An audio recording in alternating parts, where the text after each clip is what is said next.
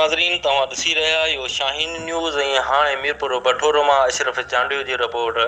मीरपुर बठोरो लॻ ॻोठ अब्दुल करीम शोरो वटि थरी आरटी सिमन नाली खे 30 फुट गारो।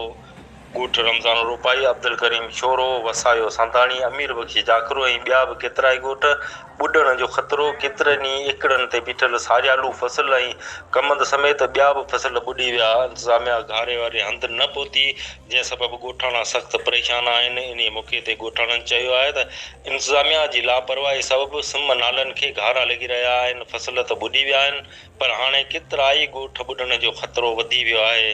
तहलके ऐं ज़िले इंतिज़ामिया मुकमल तौर ते ग़ाइबु आहे ऐं अवाम खे हथु वठी ॿोड़ियो पियो वञे। ॻोठाणनि मुतालबो कयो आहे त फौरी तौर ते घारो बंदि कयो वञे त जीअं रहवासी वधीक नुक़सान खां बची सघनि।